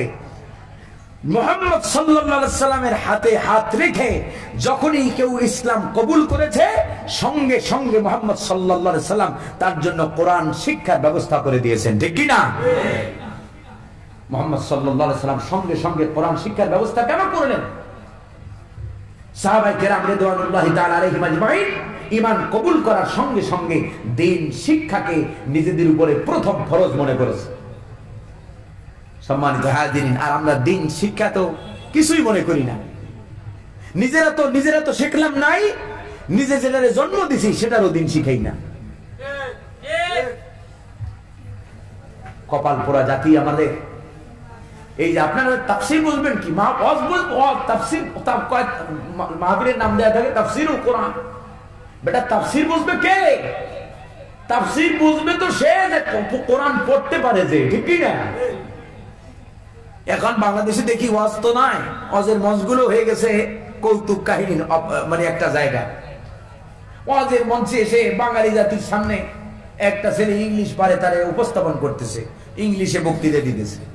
সেদিন দেখলাম এক বড় এক, বাংলাদেশের নাম নেব না, বড় এক দরবারে পিসাব তো না, মানে আপনার পিসাবের ভাইয়ের জামাই, সে আবার আসছে কোন জায়গা থেকে ডিগ্রি একখান নিয়ে। আমি মোবাইলে দেখলাম মানে সেখানে এলান হয়েছে যে আমিরুল অমুক তমুকের জামাই জামাতা ওয়াজ করবেন ইংরেজিতে। কিসে? ইংরেজিতে। আল্লাহ রাব্বুল ইজ্জত ওয়াল জালাল এই কালামকে এমন কোন ভাষায় অবতীর্ণ করেন নাই যেই ভাষাটা মানুষের জন্য বোধগম্য নয়, ঠিক কি না? আল্লাহ রাব্বুল আলামিন বলেন, ইন্না আনজালনাহু কুরআনান আরাবিয়্যান লাআল্লাকুম তাকিলুন। কোরআনটা আরবি ভাষায় দিলাম কেন জানো? লাআল্লাকুম তাকিলুন, যাতে তোমরা এটা থেকে বুঝ নিতে পারো, সমাজ নিতে পারো, যাতে এটা বুঝতে পারো। বলে আমরা তো আরবি ভাষী না, আমরা কোরআন বুঝবো কেমনে? পৃথিবীতে যত ভাষাবিদ আছে, পৃথিবী সমস্ত ভাষাবিদেরা, বড় বড় যারা ভাষা নিয়ে গবেষণা করে, মানুষের টং, মানুষের মাদার ল্যাঙ্গুয়েজ নিয়ে রিসার্চ যারা করে, তারা ঐক্যমত পোষণ করেছে একটা ভাষার ব্যাপারে, সেটার নাম হলো আরবি। যে পৃথিবীতে একমাত্র ভাষা আরবি, যেটা কি হিন্দি, কি ফার্সি, কি চাইনিজ, কি ইংলিশ, কি স্প্যানিশ, কি টার্কিশ, তাম পৃথিবীর সমস্ত মানুষের মুখে যেই ভাষাটি অতি অল্প সময়ে হৃদয়ঙ্গম করা, যেই ভাষাটি কণ্ঠস্থ করা, আত্মস্থ করা অতি অল্প সময়ে সম্ভব, সেই ভাষার নাম হলো আরবি, ঠিক না? আল্লাহ হলেন আমাদের স্রষ্টা। তিনি এমন কোন ভাষায় কেতাব দেন নাই যে ভাষা জাতি বুঝবে না। চিন্তা করেন কোরআন যে কত সহজ। এই যে ছোট ছোট কিছু কিছু বাচ্চা আছে, হেফজখানাগুলোতে গেলে দেখি মাহফিলে এমন এমন ছাত্রদের মাথার ভিতরে পাগড়িটা যখন পরাই, বয়স মাত্র 3 বছর 4 বছর, নিজের নামটা ভালো করে বলতে পারে না, কিন্তু আল্লাহর কোরআন 30 বার আল্লাহর কোরআনটারে মুখস্থ করে নিয়েছে। মুসলমান, কোরআন যে সহজ, এর চাইতে উজ্জ্বল দৃষ্টান্ত আর কি হতে পারে? আল্লাহ রাব্বুল আলামিন, আমরা কপাল পরা মুসলমান, এই জন্য আমরা কোরআনকে কঠিন মনে করি। কোরআনকে কঠিন মনে করাটা কবিরা গুনাহ। কি গুনাহ? কবিরা গুনাহ। দলিল কি? দলিল হচ্ছে আল্লাহ রাব্বুল আলামিন তাকিদ দিয়া বলতেছেন, হুরুফে তাকিদ ব্যবহার করে আল্লাহ পাক বলতেছেন, ওয়ালাকাদ ইয়াসসারনাল কুরআনা লিযিকরি ফাহাল মিন মুদ্দাকির। আল্লাহ পাক বলেন ওয়াও লাম কদ, আল্লাহ পাক হুরুফে তাকিদ ব্যবহার করার পরে আল্লাহ পাক বলতেছেন, অবশ্যই অবশ্যই আমি এই কোরআনকে উপদেশ গ্রহণ করার জন্য, কোরআনটাকে গাইডলাইন হিসেবে গ্রহণ করার জন্য আমি অত্যন্ত সহজ করে এই কোরআন অবতীর্ণ করেছি। এই কোরআনে কারীম মক্কা শরীফের প্রচলিত ভাষায়, কিন্তু কোরআনে কারীম আল্লাহ রাব্বুল ইজ্জাত ওয়াল জালাল আঞ্চলিক ভাষায় কোরআন কিন্তু নাজিল করে নাই। তামাম পৃথিবীর মানুষ যেই ভাষাটা বুঝবে, যেই শব্দগুলো বুঝবে, সেই শব্দ চয়ন করে আল্লাহ পাক কোরআন নাজিল করেছে। মিশরের মানুষ, মিশরদের ভাষাও কি আরবি? মিশরের ভাষা কি আরবি। তার হাজিরে হাগি বলে। কি বলে? হাগি। হাগি মানে ওরা জিমের উচ্চারণ গয়েন দিয়ে করে। কি দিয়া? গয়েন দিয়ে করে। আমরা হাজি বলি, মানে ইয়া হাজ, হে হাজি সাহেব। ওরা বলে ইয়া হাগি। কি বলে? ইয়া হাগি, মানে ওরা জিমের উচ্চারণ গয়েন দিয়ে করে। কিন্তু চিন্তা করেন, এই মিশরীরা যখন কোরআনে কারীম পড়ে, কখনো কোন জায়গায় যেমন যেখানে আল্লাহ পাক হক শব্দ ব্যবহার করছে, সেখানে তো হাক কয় না, কয়। আবার মক্কা শরীফের ভিতরে এমন এমন ভাষা আছে, লোগাল মুহাল্লিয়া, আঞ্চলিক ভাষা যেগুলো, এমন এমন ভাষা আছে যেগুলো কোনো ব্যাকরণ নাই, কিছু নাই, কিন্তু আল্লাহ রাব্বুল আলামিন সব কিছুর ঊর্ধ্বে যায়া কোরআনে কারীমকে এমন একটা ভাষায়, এমন একটা মাধুর্যতাপূর্ণ ভাষায় আল্লাহ পাক নাজিল করেছেন, যাতে তামাম পৃথিবীর মানুষেরা কোরআনটাকে অতি অল্প সময়ে কণ্ঠস্থ করতে পারে, হৃদয়ঙ্গম করতে পারে, বুঝতে পারে। ঠিক কি না? সুতরাং সম্মানিত হাজিরিন, কোরআনে কারীমের ফজিলত বয়ান করলে হবে না। আজ আমাদের দেহগুলা এই যে মোবাইল কেন ধারণ করেছে, আল্লাহর হাবিবের কথা দিয়ে বলতে, আল্লাহর হাবিব বলেন, ইন্নাল্লাযী লাইসা ফি জাওফিহি শাইউম মিনাল কুরআনি কাল বাইতিল খারিব। রাসূলুল্লাহ বলেন, যেই দেহটার মধ্যে কোরআন থাকে না, যেই দেহের ভিতরে কোরআনের আশ্রয় নাই, যেই দেহের ভিতরে কোরআন জায়গা পায় না, ওই দেহটা হলো বিরাট ঘরের মতো, সারা বাড়ির মতো। সারা বাড়ি হলো যেই বাড়ির ভিতরে, সারা বাড়ি বলে আপনাদের কি বলে, যে বাড়িতে লোকজন থাকে না, কি বলে? হ্যাঁ, সারা বাড়ি বলে। আচ্ছা, যে বাড়িতে লোকজন থাকে না, লোকজন বসবাস করে না, মনে করেন সব বিদেশে গেছে বা ঢাকাতে থাকে, কেউ থাকে না, ওই ঘরের ভিতরে, যেই ঘরে মানুষ থাকে না, ওই ঘরের ভিতরে থাকে কি? হ্যাঁ না, ভূত নাই। ভূত বলতে কিছু নাই। কি থাকে? দুষ্ট জেনেরা, খারাপ জেনেরা থাকে, বা খারাপ উল্টা পাল্টা প্রাণীরা থাকে, যেগুলো মানুষের ক্ষতিকর, বসবাস অরণ্যযোগী। সম্মানিত হাজিরিন, তাহলে যেই দেহটার ভিতরে কোরআন থাকে না, আল্লাহর হাবিব বলেন ওই দেহটা হলো সারা বাড়ি। ওই দেহটা কি? সারা বাড়ি। সারা বাড়ির ভিতরে যেমন মানুষ না থাকার কারণে যেমন শয়তান আশ্রয় নেয়, ঠিক তেমনি যেই কলিজার মধ্যে, যেই কলবের মধ্যে, যেই সিনার মধ্যে কোরআন থাকে না, ওই সিনার ভিতরে শয়তান জায়গা করে নেয়। ঠিক কি না? এই জন্য শয়তানকে জায়গা দেবেন না কোরআন জায়গা দেবেন, সিদ্ধান্ত আপনার। ডিসিশন ইজ ইউর ওন, সিদ্ধান্ত আপনার। এই জন্য আমাদেরকে কোরআন শিখতে হবে। কোরআন শেখার কোনো বিকল্প নাই। যে যত কোরআন ছাড়া যত বড় ডক্টরেট ডিগ্রি দেরি হন, ডক্টর মোহাম্মদ শহীদুল্লাহ নাম শুনেছেন আপনারা? ডক্টর মোহাম্মদ শহীদুল্লাহ বাংলা সাহিত্যের একজন নাম করা লেখক। এই ডক্টর মোহাম্মদ শহীদুল্লাহ ছিলেন প্রায় 17টা ভাষার পণ্ডিত। এই ডক্টর মোহাম্মদ শহীদুল্লাহ তিনি লাস্ট জীবনে এসে কোরআনের দীক্ষা যখন পেলেন, কোরআন যখন পড়লেন, বুঝলেন, তখন তার লাস্ট জীবনের একটাই কথা ছিল, এই পৃথিবীতে তুমি যত বড় ডক্টরেট ডিগ্রি যত বড় বিসিএস, যত বড় বিএসসি, এমএসসি, এলএলবি, এলএলএম, যত ডিগ্রি ধারণ করো না কেন, তুমি ততক্ষণ পর্যন্ত মূর্খ যতক্ষণ না তুমি কোরআন শেখো, ঠিক কি না? আর তোমার কোনো যোগ্যতা নাই, কিন্তু তুমি শুধু কোরআন পারো, কোরআন বুঝো, তাহলে তুমি দুনিয়ার জমিনে সবচাইতে শিক্ষিত মানুষ, ঠিক কি না? কারণ তুমি তোমার স্রষ্টার দেখানো পথটা চেনো, রাস্তাটা চেনো। সম্মানিত হাজিরিন, এই জন্য আমাদেরকে কোরআনে কারীম শিখতে হবে। কোরআনে কারীম ছাড়া আমাদের মুক্তির কোনো পথ নাই, কোরআন ছাড়া মুক্তির কোনো রাস্তা নাই। মুক্তির একমাত্র পয়গাম হলো কোরআন। মুক্তির পয়গাম কি? লিতুখরিজান নাস মিনাজ যুলুমাত, বারা মুক্তি দেওয়ার জন্যই আমি আল্লাহ পাক কোরআন নাজিল করেছি। কন্যা সুবহানাল্লাহ। এই তামাম পৃথিবীর অশান্তির দাবানল জ্বলছে তামাম পৃথিবীতে, এই অশান্তি থেকে শান্তির পয়গাম দিতে পারে, শান্তির বার্তা দিতে পারে একমাত্র কোরআন, ঠিক কি না? কোরআন আল্লাহ রাব্বুল আলামিন কেন দিলেন? আজ মুসলমানরা কোরআনের হামিলুল কোরআন হওয়ার পরেও মুসলমানরা পৃথিবীতে কেন অশান্তিতে, মুসলমানরা কেন পৃথিবীতে মাথা নত করা জাতি কেন হলো? শোনেন, আল্লাহ রাব্বুল আলামিন বলেন, তাহা মা আনজালনা আলাইকাল কুরআনা লিতাশকা। তাহা এগুলোকে হুরুফে মুকাত্তাআত বলা হয়।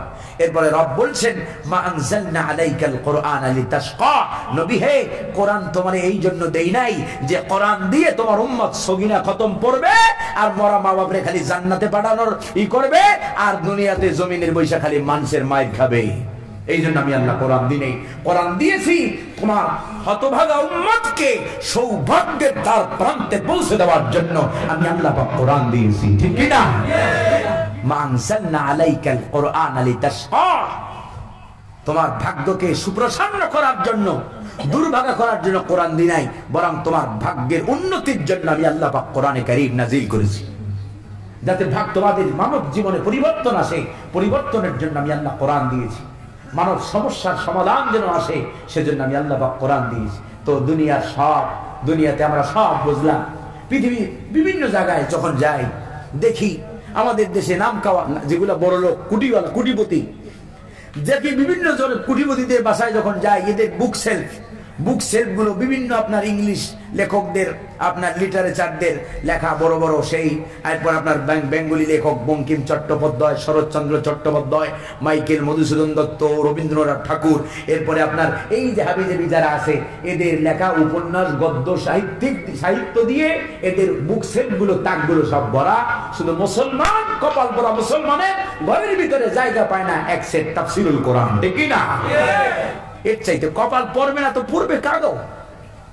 সব বুঝলো, সব পড়লো, দুনিয়াতে কোথায় কি দরকার সব জানলো, শুধু জানলো না যেখানে আল্লাহ কল্যাণ রেখেছে সেইটা, ঠিক কি না?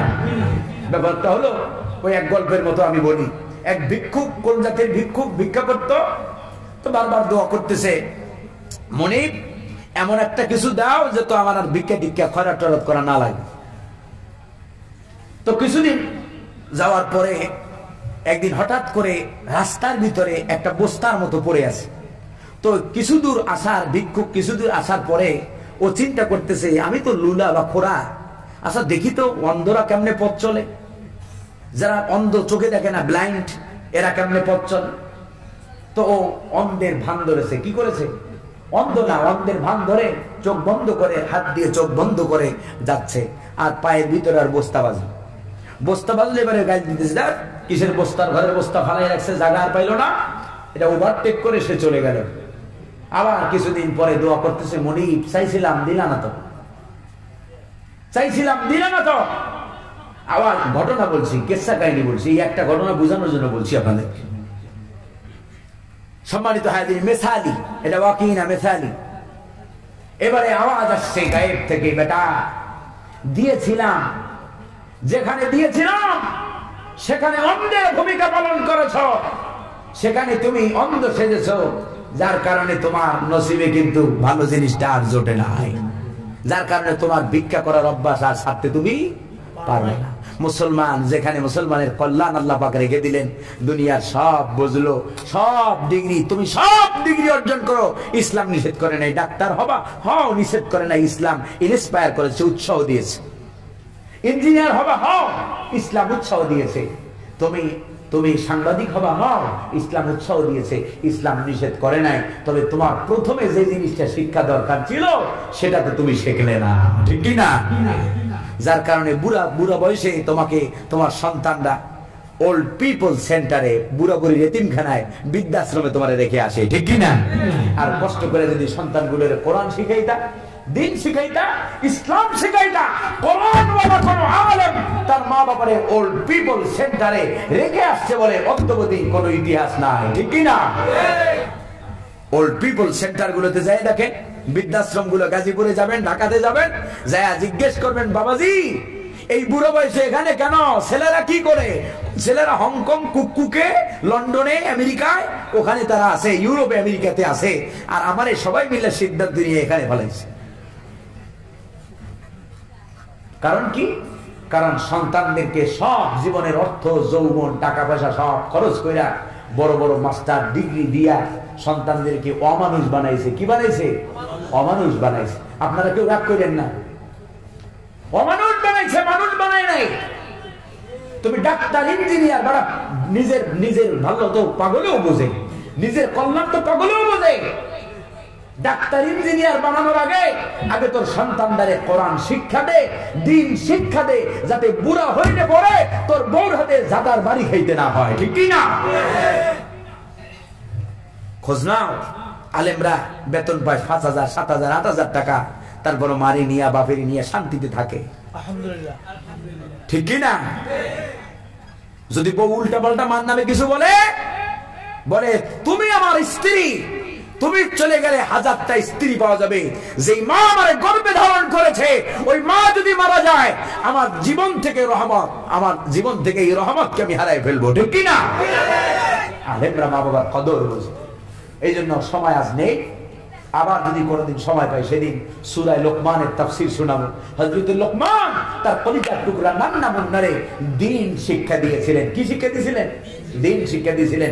কোরআন দ্বীন শিক্ষা দেওয়ার বদৌলতে হযরত লোকমানের সন্তানকে আল্লাহ রাব্বুল ইজ্জত ওয়াল জালাল নিজ জিম্মায়, নিজ দায়িত্বে হযরত লোকমানের কদর মর্যাদা আল্লাহ শিখিয়ে দিয়েছেন। কন্যা সুবহানাল্লাহ। হযরত লোকমান শুধু হযরত লোকমানের সন্তানকে তাওহীদ শিক্ষা দিয়েছিল। কি শিক্ষা দিয়েছিল? তাওহীদ, আল্লাহর একাত্মবাদ, আল্লাহ ওয়াহদানিয়ত শিক্ষা দিলেন। আল্লাহ হযরত লোকমানের শিক্ষায় এতটা খুশি হলেন, আল্লাহ পাক যেন হযরত লোকমানের কথায় খুশি হইয়া বললেন, ও লোকমান, তুমি নাও শুধু দুনিয়াতে তোমার মতো যারা তার সন্তানকে প্রথমে আমি আল্লাহর শিক্ষা দেবে, দ্বীন শিক্ষা দেবে, তাম দুনিয়ার সমস্ত মানব সন্তানদের জন্য আমি আল্লাহ পাক ওসিয়াত রেখে গেলাম, ওয়াসাইনাল ইনসানা বিওয়ালিদাই হামালাতহু উম্মুহু ওয়াহানান আলা ওয়াহানিন ওয়া ফিসালুহু ফি আমাইন আনিশকুর লি ওয়া লিওয়ালিদাই। তাম দুনিয়ার মানব মণ্ডলীর সন্তানদের প্রতি আমি আল্লাহর ওসিয়াত হলো এই, যারা তার মা বাবাকে, যার মা বাপ তাকে দ্বীন শিখাবে, আমি আল্লাহর পরিচয় শিখিয়ে দেবে, তার উপরে দায়িত্ব এবং কর্তব্য হলো সে যেন তার মা বাবার সাথে উত্তম আচরণ করে। কন্যা সুবহানাল্লাহ। ওয়াকাদা রাব্বুকা আল্লা তা'বুদু ইল্লা ইয়্যাহু ওয়া বিল ওয়ালিদাইনি ইহসানা। দুনিয়াতে গোলামি করবি আমার, আর আমার গোলামির পরপরই মা বাবার প্রতি ইহসান করবি। কন্যা সুবহানাল্লাহ। যদি সন্তানদেরকে দ্বীন শিক্ষা দেন, তো দ্বীন আপনার সন্তানদেরকে আপনাকে উল্টা এই কথাগুলো শিক্ষা দিয়ে দেবে, ঠিক কি না? যার কারণে আপনাকে বুড়া হইলে, বয়স হলে পরে ওল্ড পিপল সেন্টারে যাওয়া লাগবে না। রাস্তায় পড়ে থাকে বৃদ্ধা মা বোনদেরকে অনেক সময় জিজ্ঞেস করি, মা আপনি এইভাবে খরাত করতে হয় কেন? ছেলে মেয়ে নাই? বলে আছে, ছেলেরা যে যার মতো সেটেল হয়ে গেছে, আমার ঘর থেকে বের করে দিয়েছে। তুমি তো এটা কামাই করছো, তুমি তো হাত দিয়ে কামাই করছো, তোমার তো বের করে দেয় নাই, তুমি তো নিজে বেরিয়ে আসছো। তোমার যখন যৌবন ছিল, জীবন ছিল, সেই জীবনে তুমি দুনিয়ারে গুরুত্ব দিয়া সন্তানের অমুক বানাইছো, তমুক বানাইছো। হ্যাঁ, তুমি সন্তানদের দ্বীন শিখাও নাই। এই জন্য সন্তানদেরকে দ্বীন শিক্ষা দেবেন। কি শিক্ষা দেবেন? দ্বীন শিক্ষা দেবেন। আগে তারবিয়াতুল আওলাদ, সন্তান প্রতিপালনের যে পদ্ধতি, এটা ইসলাম শিক্ষা দিয়েছে। তোর সন্তানটা যখন জন্ম হবে, জন্ম হলে পরে সুন্দর একটা নাম রেখে দিবি, কোরআন এবং সুন্নাহ দিয়ে সুন্দর নাম রাখার পরে সন্তানের আকিকা দিবি। এরপরে সন্তানরা যখন আস্তে আস্তে, অনেক লম্বা কথা, সন্তানরা যখন বড় হবে দিনী পরিবেশে সন্তানদারে মানুষ করবি। সন্তানদার বয়স যখন 7 বছরে পৌঁছবে মুরু আউলাদুকুম বিসসালাহ, সন্তানদারে দিন ট্রেনিং দিবি, নামাজ ট্রেনিং দিবি। যদি সন্তানদারে দিন ট্রেনিং দিস, নামাজ ট্রেনিং দিস, তাহলে এই সন্তান বয়স হলে পরে তোর সাথে মাথা ঘামটি মেরা কথা বলবে। সিস্টেম, ইসলামিক সিস্টেম আল্লাহ আমাদেরকে বানিয়েছেন। যিনি বানিয়েছেন তার সিস্টেমের বাহিরে যাওয়ার কোন রাস্তা। এই মাইক যিনি তৈরি করেছেন, সেইটা পরিচালনার একটা সিস্টেম অঙ্কন করে দিয়েছেন, ঠিক কিনা? এই মোবাইল যিনি তৈরি করেছেন, মোবাইল কেনার সময় দেন না কত কাছে বই খাতা ধরাই দেয় না, যে কোন বাটনে কোথায় দিকে কি করবা, কোন ফাংশনে যাবা, এমন একটা লিস্ট দেয় না? ইলেকট্রিকের একটা যন্ত্র কিনতে গেলে কিভাবে চালাবেন, আপনি ইস্ত্রি মেশিন কিনবেন, আপনার একটা বই দিয়ে দেয় কিভাবে চালাবা। আপনি যদি ওই বইয়ের সিস্টেম বেঁধে রেখে আপনি যদি কারেন্ট, আপনার চলবে কারেন্টে, আপনি যদি জ্বালাইতে চান পানিতে জ্বলবে। তো ব্যাপার হলো, সৃষ্টি করেছেন আমাদেরকে কে? আল্লাহ রাব্বুল ইজ্জাত ওয়াল জালাল। সুতরাং আল্লাহ রাব্বুল ইজ্জাত ওয়াল জালালের আইন কানুনের বাহিরে গেলে কশিন কালেও শান্তি মিশবে না, শান্তি আসবে না, শান্তি নসিবে হবে না, ঠিক কি না? আসুন সকলে মিলে কোরআনের দিকে আসি, সবাই মিলে কোরআন পড়ি, সন্তানদেরকে কোরআন শিক্ষা দেই, কোরআন নিজেরা বুঝি, সন্তানদেরকে বোঝানোর চেষ্টা করি। কোরআন দিয়ে ব্যক্তি, পরিবার, সমাজ, রাষ্ট্র গঠনের জন্য আমরা আপ্রাণ ভাবে আল্লাহর দ্বীনের জন্য চেষ্টা করি। আল্লাহ সুবহানাহু ওয়া তাআলা আমাদের সকলকে কোরআনুল কারীমের হামিলুল কোরআন হিসেবে আল্লাহ পাক কবুল করেন, বলি আমিন। ওয়া আখিরু দাওয়ানা আলহামদুলিল্লাহি রাব্বিল আলামিন। ওয়াসসালামু আলাইকুম ওয়া রাহমাতুল্লাহি ওয়া বারাকাতুহু। ইসলামী দাওয়াত সেন্টার ইসলাম প্রচারের কাজে এক ধাপ এগিয়ে।